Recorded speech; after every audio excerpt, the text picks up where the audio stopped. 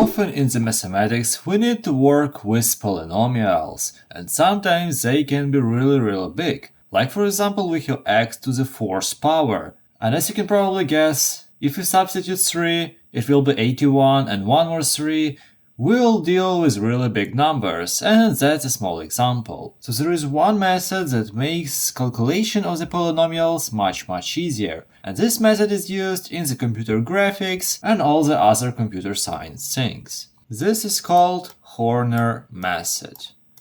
It's pretty simple to learn and it's really nice in the calculations. So what you need to do? First you need to find the biggest power of x. We have x to the power of 4.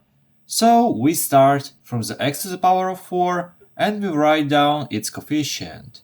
And we have 3 right here, so we get 3.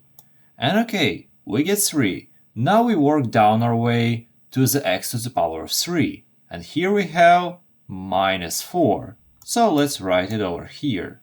Okay. X to the power of 2. We don't have x to the power of 2, so that means that its coefficient is 0, because 0 times something is 0. That is why we don't see it. Then x to the power of 1, we have it right here, we get 2. Okay.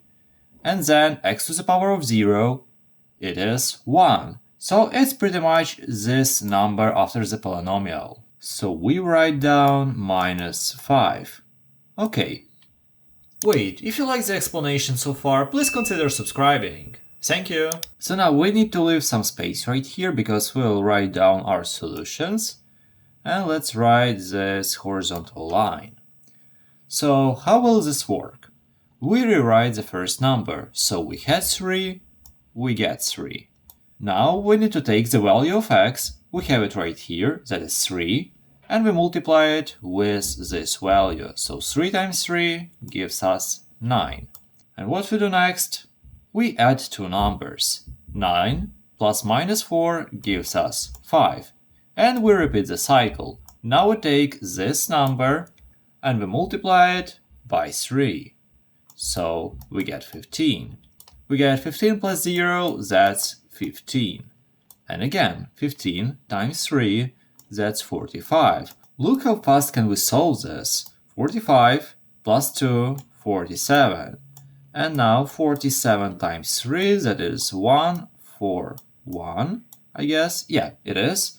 And 1 for 1 minus 5, this will give us 136. And 136 is the value of this x. This method gives us an opportunity to calculate everything really quick, and if you compare the regular method where you substitute it here, it will be much longer. Try to solve some other polynomials to make sure that it works with pretty much everything and it is much faster. But for now, watch this video next because it has some really cool facts about number 41. And have a nice day!